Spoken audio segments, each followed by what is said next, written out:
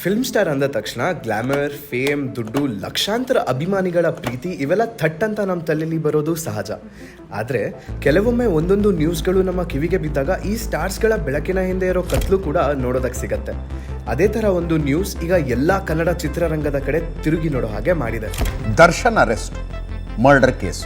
ಸದ್ಯ ನಟ ದರ್ಶನ್ ಪೊಲೀಸರ ವಶದಲ್ಲಿದ್ದಾರೆ.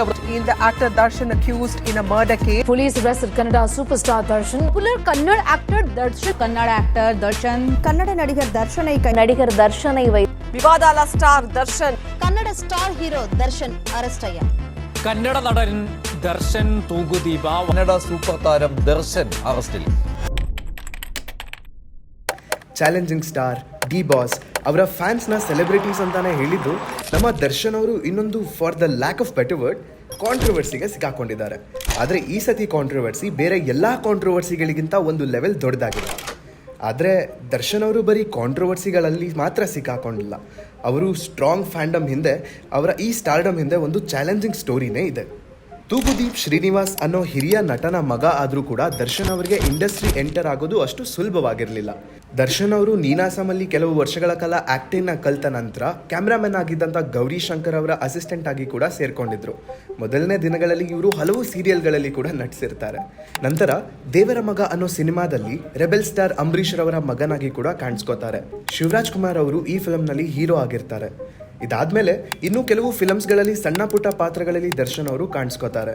ಆದರೆ ಜಬ್ಬಿ ಭಗವಾನ್ ದೇತಾ ಚಪ್ಪಡ್ ಫಾಡ್ ಕೆ ದೇತಾ ಅನ್ನೋ ಥರ PN ಸತ್ಯ ಅವರ ಮೆಜೆಸ್ಟಿಕ್ ದರ್ಶನ್ ಅವ್ರಿಗೆ ಅವರ ಕರಿಯರಲ್ಲಿ ಒಂದು ಹೊಸ ಟರ್ನ್ನೇ ಕೊಡುತ್ತೆ.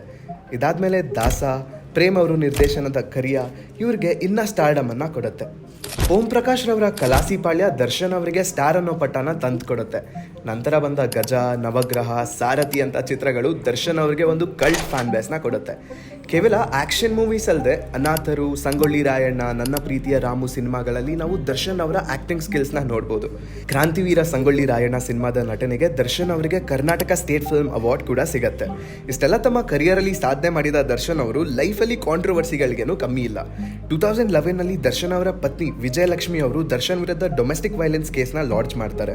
ಈ ಕೇಸ್ನ ಸಂಬಂಧ ದರ್ಶನ್ ಅವರು 14 ದಿನಗಳ ಕಾಲ ಪರಪ್ಪನ ಅಗ್ರಹಾರದ ಜುಡಿಷಿಯಲ್ ಕಸ್ಟಡಿಯಲ್ಲಿ ಕೂಡ ಇರ್ತಾರೆ. ನಂತರ ಈ ಕೇಸ್ನ ದಂಪತಿಗಳೇ ಸಾಲ್ವ್ ಮಾಡ್ಕೋತಾರೆ.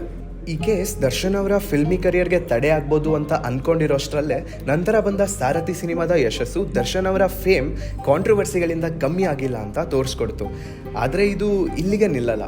ಪ್ರೊಡ್ಯೂಸರ್ಗಳ ಜೊತೆ ಬಿರುಕಿನ ಸುದ್ದಿಗಳು ಕೂಡ ಸಾಮಾನ್ಯ ಆಗಿ ಹೋಯಿತು. ರಾಬರ್ಟ್ ಸಿನಿಮಾದ ಪ್ರೊಡ್ಯೂಸರ್ ಆದ ಉಮಾಪತಿ ಅವರಿಗೆ ಅಯ್ಯೋ ತಗಡೆ ಅನ್ನೋ ಮೂಲಕ ಬಹಳ ಜನರ ಕೆಂಗಣ್ಣಿಗೆ ಗುರಿಯಾದರು.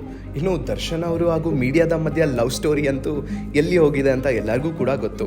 ಇವರ ಫೇಮಸ್ ಏನ್ರಿ ಮೀಡಿಯಾ ಅನ್ನೋ ಪದಗಳಿಂದ ಶುರು ಮಾಡಿದ ಮೀಡಿಯಾದವರಿಗೆ ಲೆಫ್ಟ್ ಆ್ಯಂಡ್ ರೈಟ್ ಬೈದ ದರ್ಶನ್ ಅವರು ಒಂದು ಆಡಿಯೋ ಸೋಷಿಯಲ್ ಮೀಡಿಯಾದಲ್ಲಿ ಫುಲ್ ವೈರಲ್ ಆಗಿತ್ತು.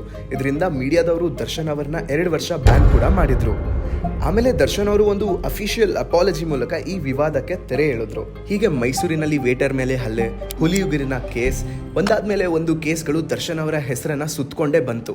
ಆದರೆ ಈಗ ಹೊರಬಂದಿರೋ ರೇಣುಕಾ ಸ್ವಾಮಿ ಅನ್ನೋ ವ್ಯಕ್ತಿಯ ಕೊಲೆ ಕೇಸ್ ದರ್ಶನ್ ಅವರನ್ನ ಇಡೀ ಕರ್ನಾಟಕನೇ ಬೆಚ್ಚಿ ಬೀಳಿಸಿರೋದಂತೂ ನಿಜ. ಇಷ್ಟೆಲ್ಲ ಏಳು ಬೀಳು ನೋಡ್ಕೊಂಡು ಬಂದಿರೋ ದರ್ಶನ್ ಅವರ ಜೀವನದಲ್ಲಿ ಈಗ ನಡೀತಿರೋ ಕೇಸ್ ನಿರ್ಣಾಯಕ ಆಗತ್ತಾ? ಈಗಲೂ ಅವರ ಸಪೋರ್ಟರ್ಸ್, ಫ್ಯಾನ್ಸ್ ಏನು ಹೇಳ್ತಾರೆ? ಒಬ್ಬ ಕನ್ನಡದ ದೊಡ್ಡ ಸ್ಟಾರ್ನ ಕರಿಯರ್ ಇಲ್ಲಿಗೆ ಎಂಡ್ ಆಗತ್ತಾ, ಅಥವಾ ಅಬಿಬಿ ಪಿಕ್ಚರ್ ಬಾಕಿಯ ಮೇರೆ ದೋಸ್ತ್ ಅಂತೀರಾ? ನೀವು ಕಮೆಂಟ್ ಸೆಕ್ಷನಲ್ಲಿ ನಮಗೆ ತಿಳಿಸಿ.